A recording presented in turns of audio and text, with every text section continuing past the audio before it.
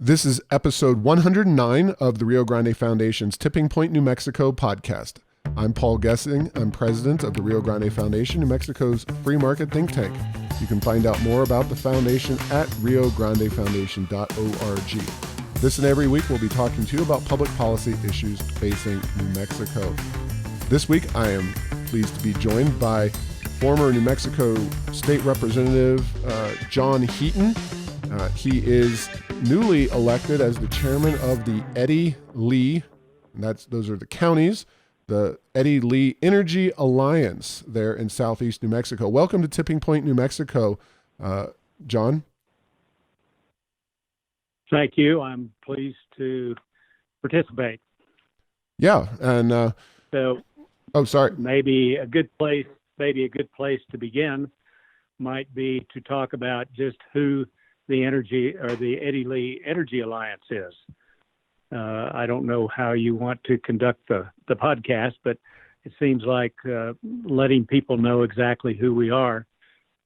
We formed ourselves under the local economic development procedures for the state of New Mexico, and the alliance is made up of Carlsbad and Hobbs and Eddy County and Lee County. And each one of those political subdivisions have two appointees to the board of the Eddie Lee Energy Alliance. One must be an elected official, and the other may be an elected official, but it can also be a private citizen. So as a member of that board, I am the private citizen representative from the city of Carlsbad. So that's how we are made up. We have 4 scheduled meetings a year on the month prior to the end of the fiscal quarters, and our fiscal year ends in June. We just had our meeting last week, at which time I was elected. We have a provision whereby one year it has to be from Lee County, and the year after from Eddy County. So the mayor of Hobbs has been the chairman in the previous year, and I've been the vice chairman. So we're more or less switching roles in the next year. So that's a little bit of how we are made up. And you're a former Democratic state representative from the Carlsbad area. You've been involved in, politics and policy, economic development in your area of the state for a very long time.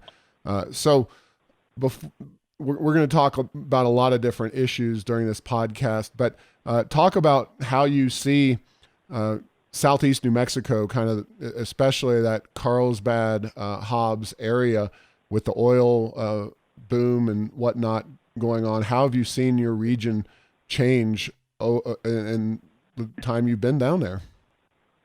Well, it's in the last 6 or 7 years, it has changed dramatically. We are Carlsbad, just south of Carlsbad, is at the epicenter of the oil discovery and the shell find, and so we have a number of zones where oil can be harvested, and it's rather astronomical about some of the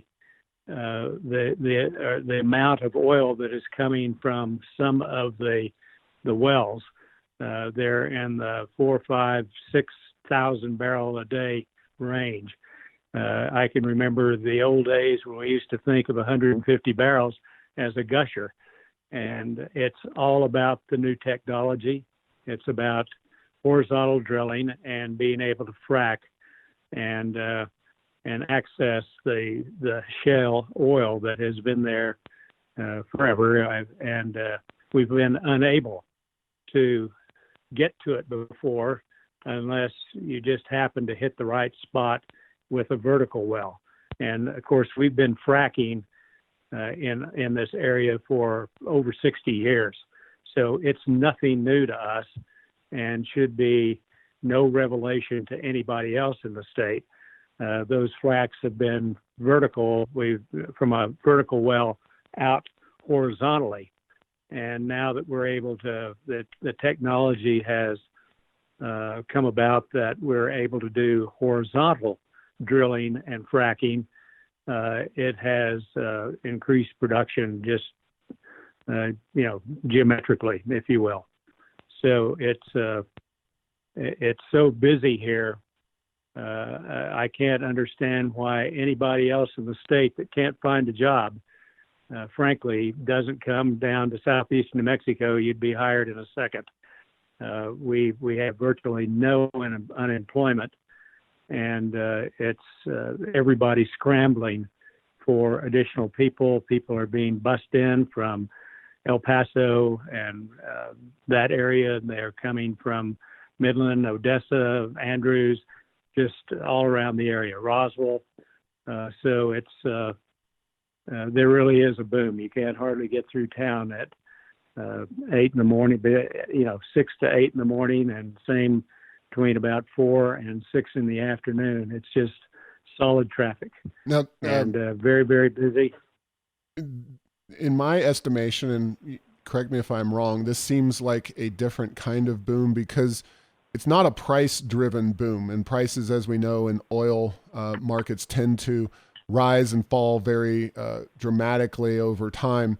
This is a production boom based on the discovery of massive new, very accessible formations with the technology available to go and get those at a relatively low price. And we've seen since 2012, New Mexico's oil production has tripled, largely driven by your region of the state, and it's expected to double in the next couple of years as well. Now, obviously, this is a, it has its pluses and minuses for your region and kind of the day-to-day convenience, but from the state of New Mexico's perspective, it's incredibly beneficial, and the politicians are having a lot of fun spending that money. But do you see the reinvestment, the infrastructure being updated and upgraded to handle this? Do you see your fair share coming back to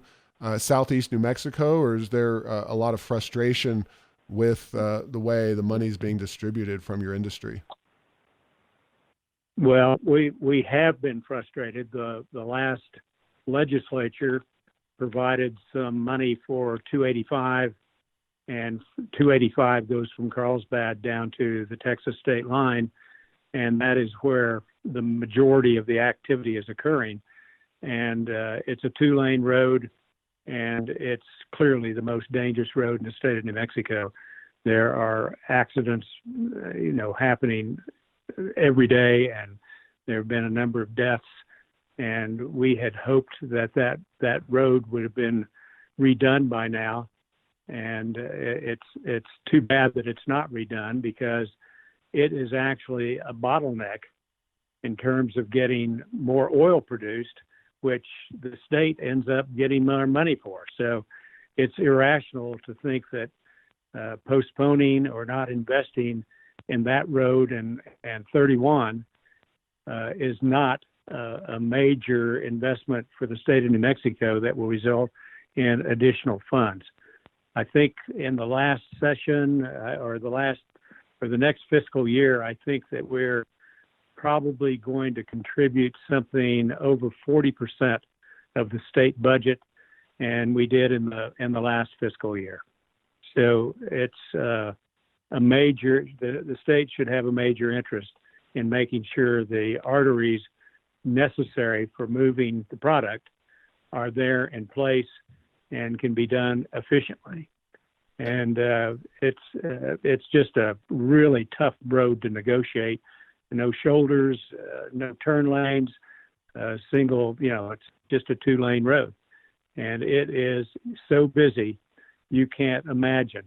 Sometimes the water trucks and some of the other trucks may wait as long as 20 minutes to get on the road, and it causes frustration by everybody.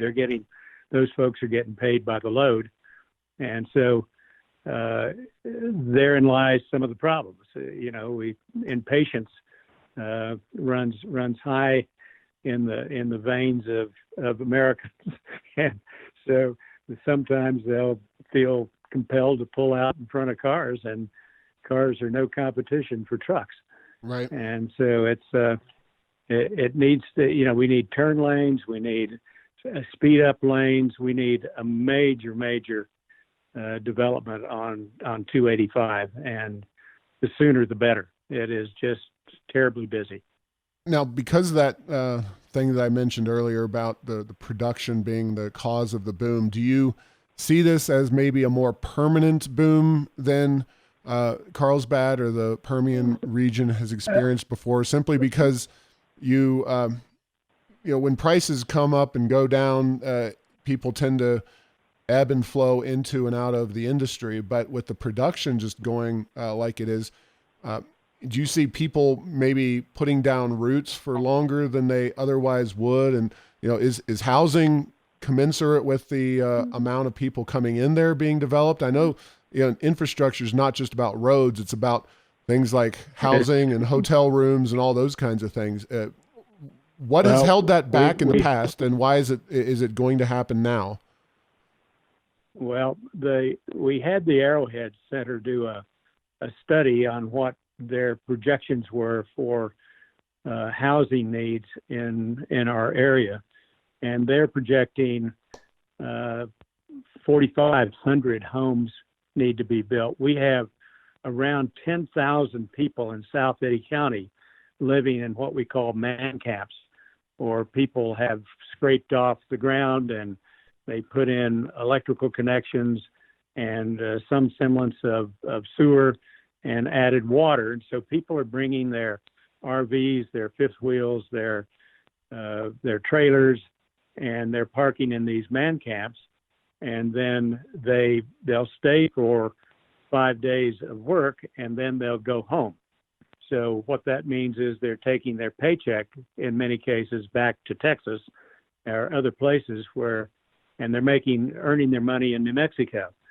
So that is definitely a big negative.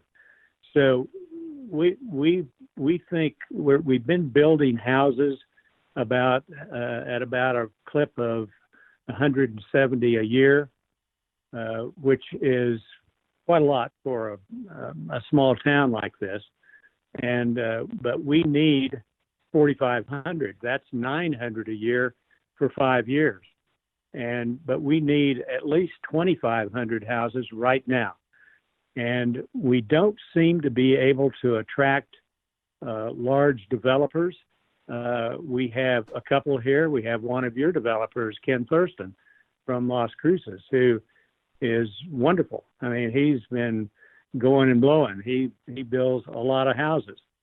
So we put together some strategies that we're hoping that the oil and gas industry will help us with, and get these things started with a revolving loan fund that we can again get ahead of the contractors and put in all the on-site infrastructure in advance of them being here. So all they have to do is focus on building homes. And then as the houses and the lots sell, then we put that back into the revolving loan fund and subsequently build some more infrastructure, roads, streets and sewer and water, electric lines, those things being put into the street and stubbed out to each lot.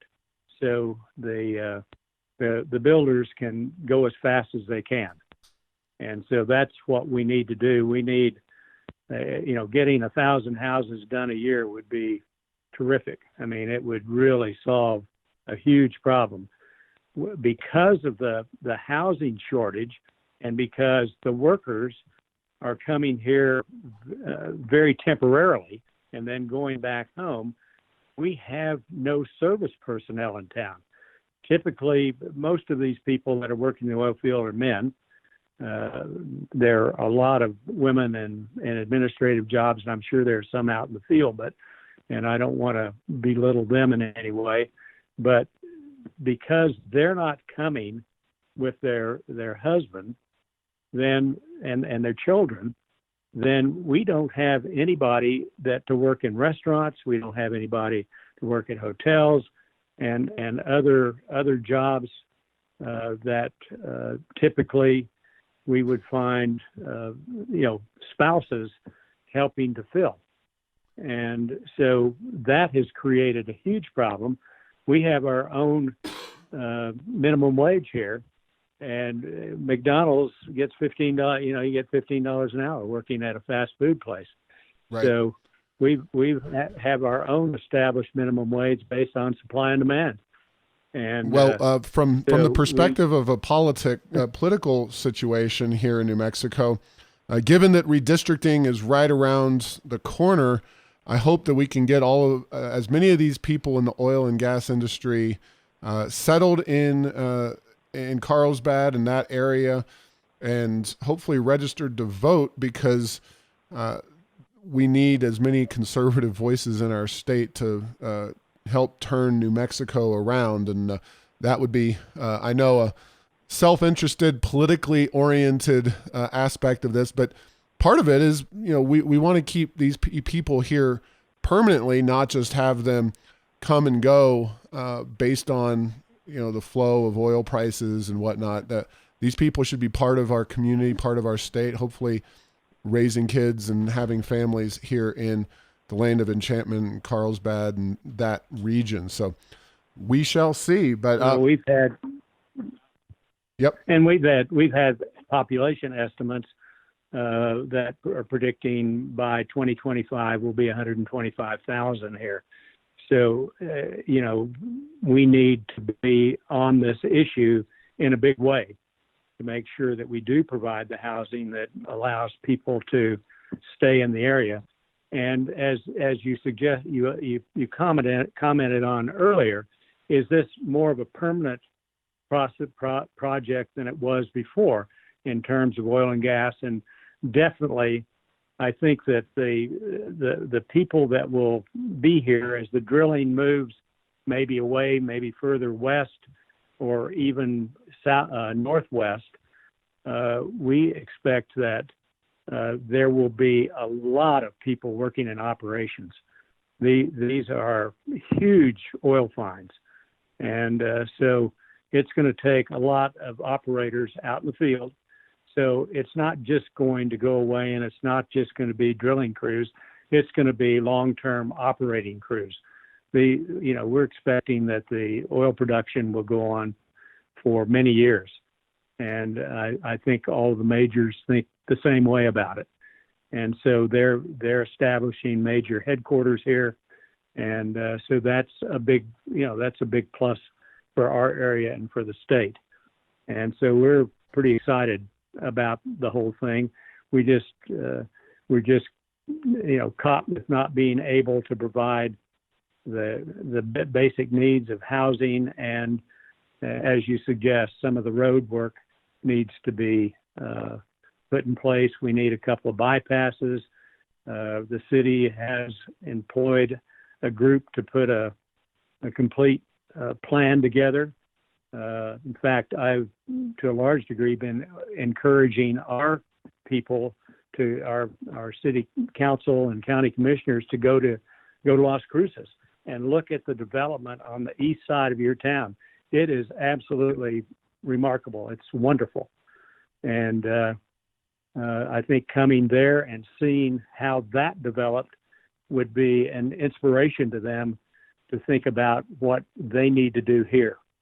And and maybe we can get them over there soon. And but that was just done in a phenomenal way in my mind. And remarkable planning, 4-lane roads everywhere with large medians for further development. The city's just done a terrific job. They need to be complimented for that.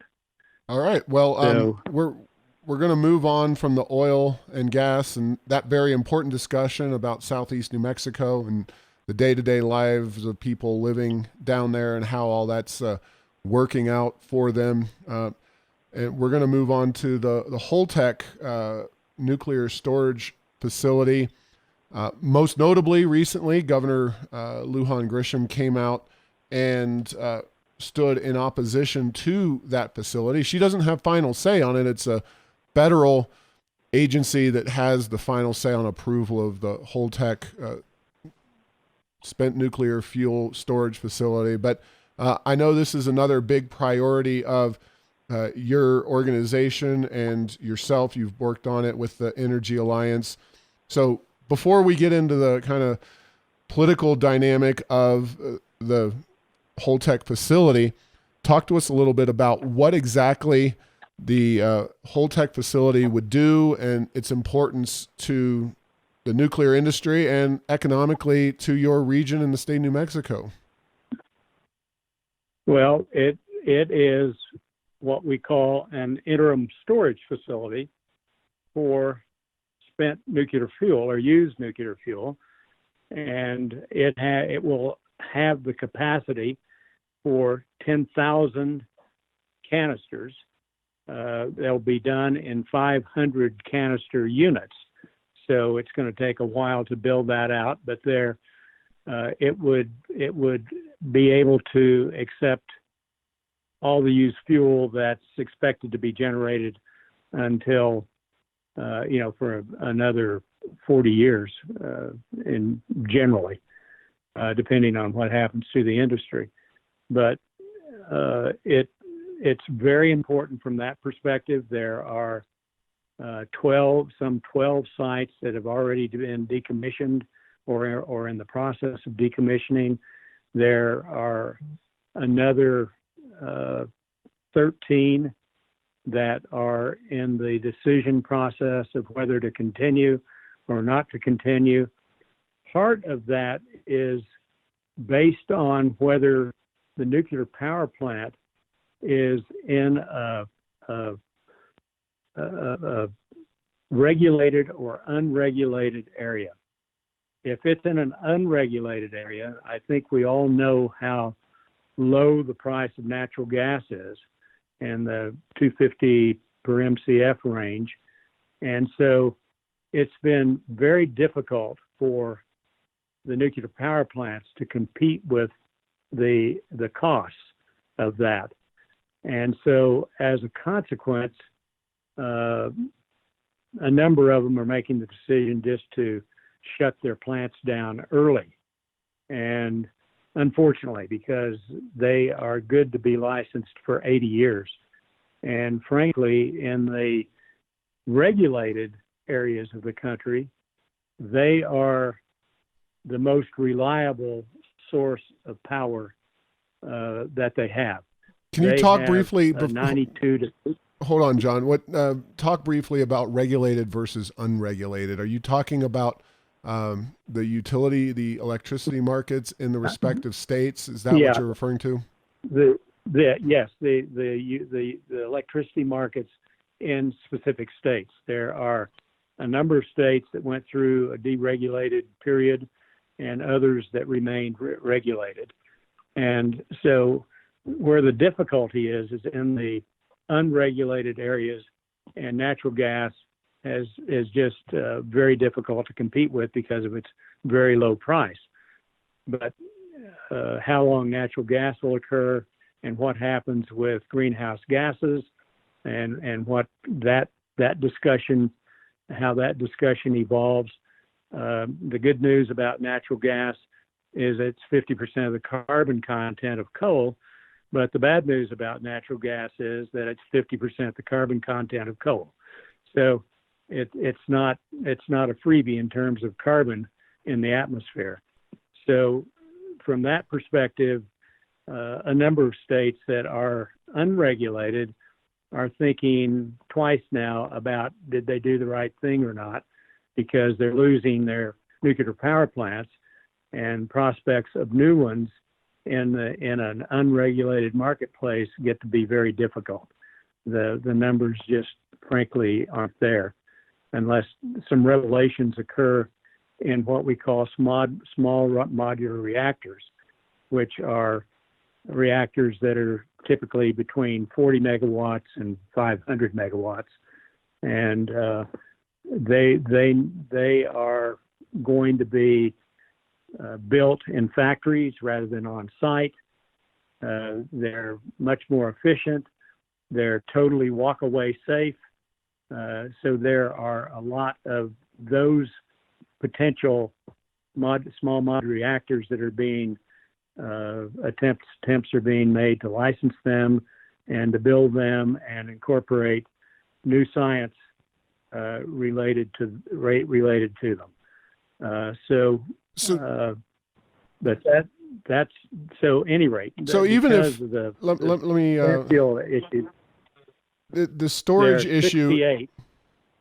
The storage issue remains a challenge for the nuclear industry, no matter what we see in terms of decommissioned plants. I mean, we could debate the merits and demerits of decommissioning nuclear plants, and I think to the greatest extent it is mostly a factor of whether you believe in climate change and how big of an issue that is. So how willing are you to go to zero carbon emission electricity? How much of a rush do you think that is? And, if you're a rational environmentalist or somebody who just believes in wind and solar. So all those factors taken kind of out of the mix, the reality is that nuclear storage is a huge problem for the industry. So how big of a impact would the Holtec facility have on that problem?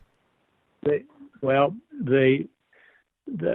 Nuclear Waste Policy Act of 1982, within that policy, there was required to be built a repository by 1998.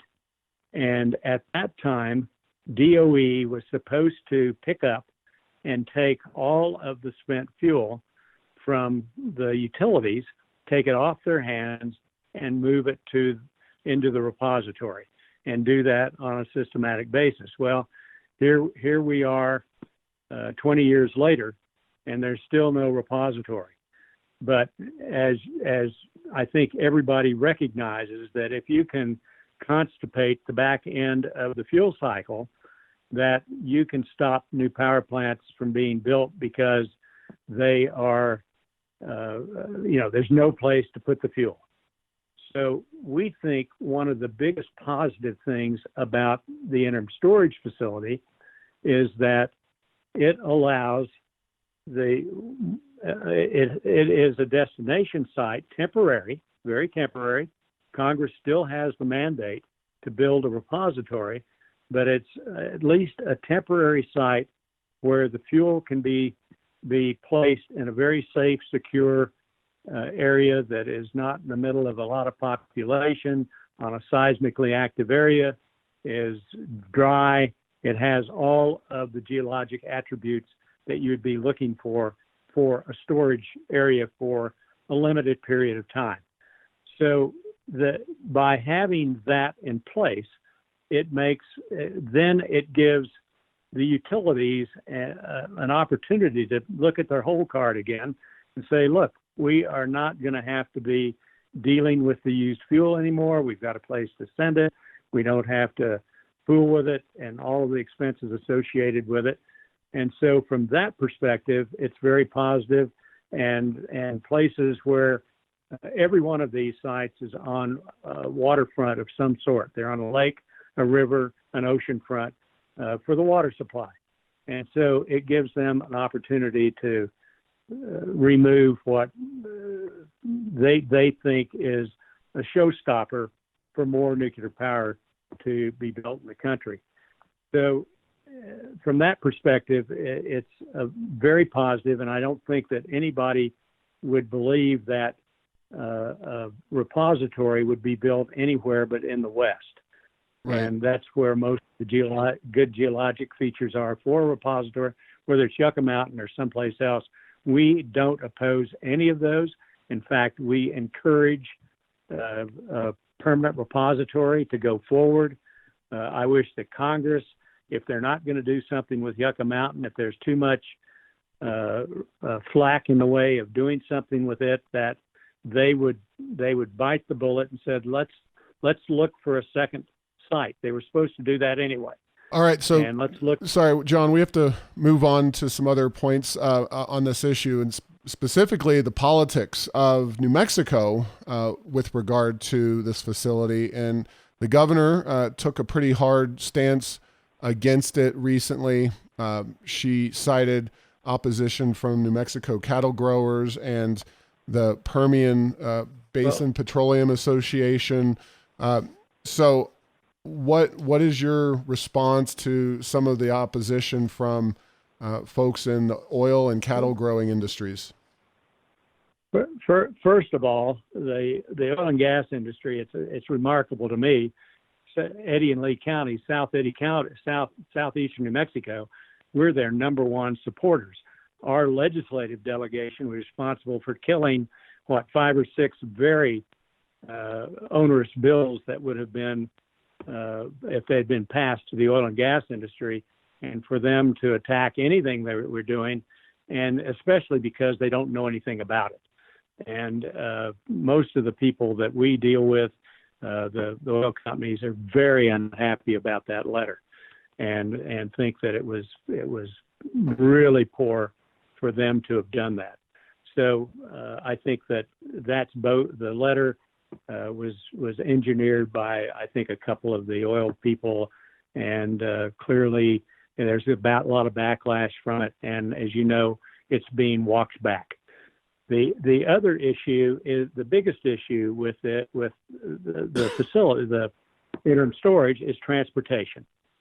And I'm here to tell you that the NRC, the Nuclear Regulatory Commission, when they certify the cask that is going to be used by Coltech to ship this waste or spent fuel, it's not necessarily waste, but when they ship it, they imply, they can't say zero risk, but they say there's 1 in a billion. It's about as close to zero as you can get as risk that there would be a breach in that cask. The other part about that cask is there are 4 layers in that cask. There's the pellet that's inside, that's a hard ceramic. Then it's encased in a fuel rod. Then it's encased in a cask, and then it's encased in the transport cask, or when it gets to the site, it'll be even greater protection. But the nuclear material cannot get out. Now, if there's a breach or there's some sort of way that there's a puncture in the cask, what's going to come out is radiation that's going to be specifically directed, easily stopped. And there is nobody there. I mean, we've done 15 million miles of whip shipments without a single breach. That's like going to the moon and back 28 times. So this is a very robust cask, and it has when you mention the word nuclear, for some reason, it creates a sense of hysteria. Now, there is just no potential possibility really for a release from the cask and in the transportation activity. And they are inspected as they go along. They're satellite tracked. They'll be in what we call dedicated trains. There'll be 7 to 10 cars. They'll have guards and guns on the caboose. It's limited in the speed that the train on the best rail, where trains can go 75 or 80 miles an hour. It will never be allowed to go over 50 miles an hour. And when it gets into the eastern side of New Mexico, it will be limited to 25 miles an hour. And even when it gets out into the potash area, probably go down to 15. So that's how the NRC determines the physics and the ability for a puncture to occur, in spite of the fact that these things are actually tested, and then they do a lot of modeling on them. So there's a lot of hysteria that comes about from anything nuclear, and it is surprising that the ranching community that has non-point source discharges everywhere that has that have cattle and that they're raising that create flatulence, and they create cow manure that all disintegrates into carbon dioxide as well, and a whole variety of other issues besides using herbicides and various things. And it's the same with the farming community. I mean, why would they choose when they've got a whole plethora of issues that face them? Fertilizer runoffs. They use a ton of herbicides and pesticides. They using GMOs that people don't have a clue about, but don't like them because they don't know. And I mean, they're just all a tremendous number of issues that every industry has. But I can tell you that the NRC does not leave a rock unturned, and they are responsible for the health and safety of the American public, and they take their work very, very seriously. So we went into manufacturing plants. We went to looked at different storage capabilities.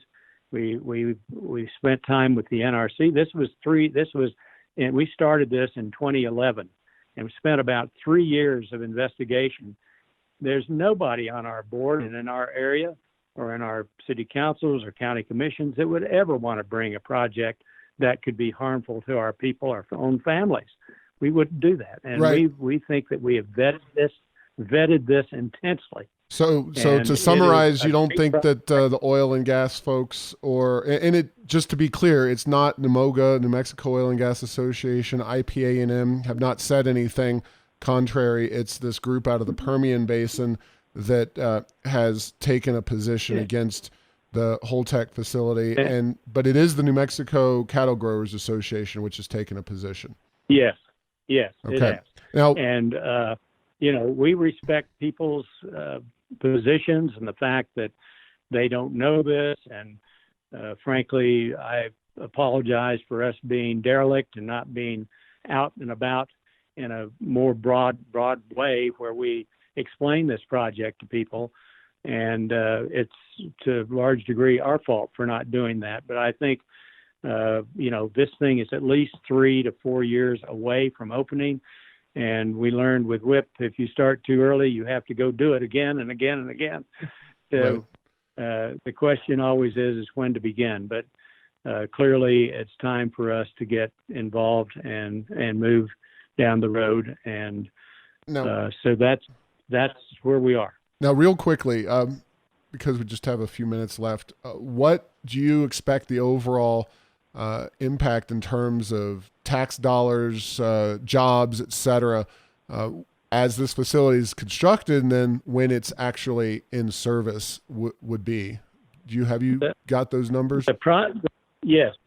Well, I don't have the tax numbers in front of me, but there will be 100 construction workers on site for about 10 years, which I think you can call permanent.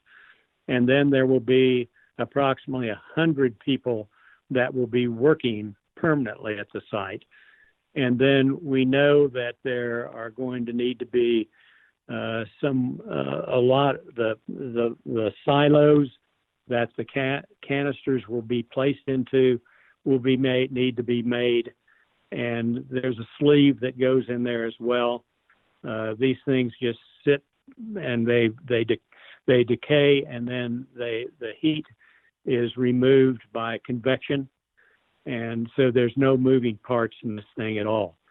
And so, but there are some of those things that are going to be made locally, probably 30 to 40 jobs maybe involved in that kind of fabrication. And so there are those sorts of things. We expect that we will have a rail car service center at the site, because that's the single point of destination. So rail cars coming in will be fully inspected and be ready for their trip back to get another load, but it will make sure that they're in perfect shape.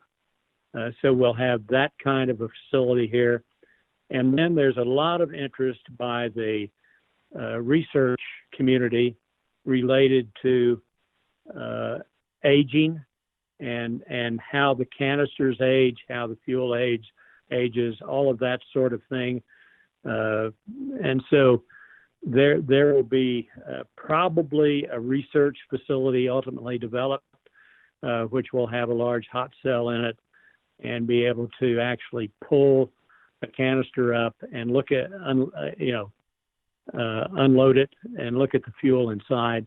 They're all welded shut. So that will, you'll have to be in a protective hot cell to be able to do those things. But those will probably eventually come about because everybody want to know the status of everything. And so we have to, with the NRC, have to have a very productive aging program with the facility. So right. It's a constant monitoring process. Well, any idea, last question, when we'll know from the NRC, Nuclear Regulatory Commission, when this project will be approved, or do we have any idea how that process will play out time-wise? Well, I'm going to push the dates a little bit because I think to some degree they are behind schedule. This is just my own estimation, but I would expect that they will have a draft EIS out by the end of the year or early 2020. And then I would expect that they would have a final EIS out by the end of 2020 or maybe early 2021. Election years make everybody a little crazy, as you know. And so that's what I would expect. And after that, the NRC does a last safety evaluation review. And so I'm expecting that maybe that would be concluded by the middle of 2021, and then licensing would occur shortly thereafter. All right. Well, thanks for taking the time to share all this with us. There's a lot going on in southeast New Mexico, a real economic boom area for the state of New Mexico, and hopefully we can keep things going for that part of the state in particular with both facilities, both the Holtec as well as the oil and gas production that's doing so much for our state. Well, we think that this is a great project, and we've watched oil and gas go up and down for years, even though I think this is a more stable situation than it was, but it clearly at some point won't have the volume of employees that it has. And the nuclear industry, Holtec or WIP and Urenco have been great additions to our part of the state and for the country. And this will be another great addition as well. And so we're looking forward to getting it in place and in operation. All right. Thanks for listening to this week's podcast. Make sure to get the latest edition of Tipping Point New Mexico by subscribing at Apple Podcasts, Stitcher, and Spotify. You can post or comment on this and other episodes on Facebook and Twitter, and tell Google Home to play Tipping Point New Mexico. Thanks to Path 3 Marketing for producing this show.